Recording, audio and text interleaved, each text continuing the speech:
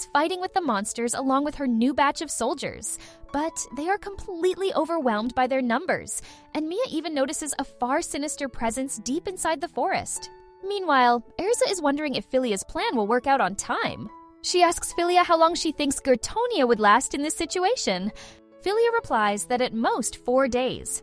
But this surprises Rykert, who tells Philia that Gertonia has already refused to accept their Knights group help, even though each of them has strength on par with a saint. So, after hearing Philia's prediction, Rykert believes he should recall his troops right now. Later, Erza explains the Kremu Church's belief in the reincarnation cycle of souls, and reveals that Philia is most probably the reincarnation of Archsaint Fianna, who sealed Asmodeus centuries ago.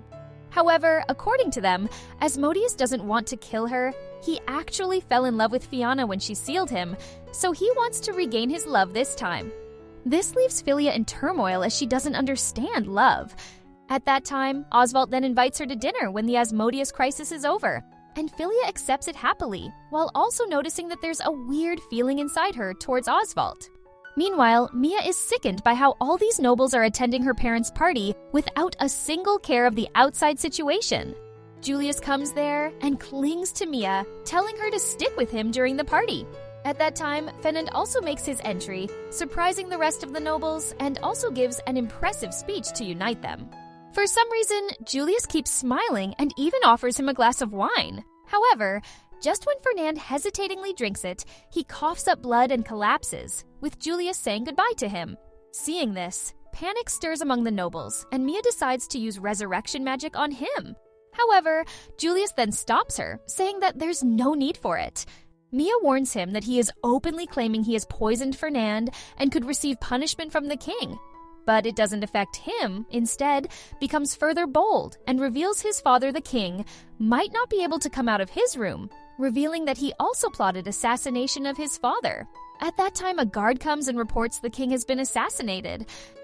Hearing this, Julius becomes further bold and tells Mia they should marry right now, disgusting her to the core. She asks why did he wanted to kill them, and Julius reveals that it's because both of them were the obstacles to his way to become the king. But now they are gone, and he is the king, while Mia is his queen.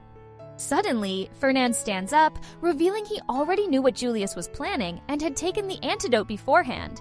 Mia secretly reveals that Marquis Priz's son was the person who told them about the plot because he was worried about the kingdom. Not only this, but the king is also alive since all of Julius's assassins have been killed by Himari. Julius then asks Mia to vouch for her, believing that it could save him. But then, Mia finally takes her revenge by terminating their engagement and publicly denouncing him and her parents for abusing and then selling Philia. When Philia's name comes out, Julius remembers how he realized at a very young age that he was far superior to others, including Fernand. But still, his father told him to correct himself, which he didn't like.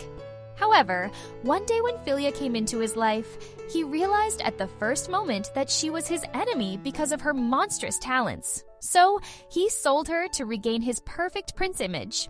Now, unwilling to see past his arrogance and mistakes, Julius laughs and tells Mia that she will be thrown in prison for deceiving him. He then shamelessly tells everyone to silence both Mia and Fernand, and he will give them a huge reward. But no one comes. Even Priz turns away from him. Suddenly, the king, having witnessed everything disguised as a servant, reveals himself and confronts Julius personally,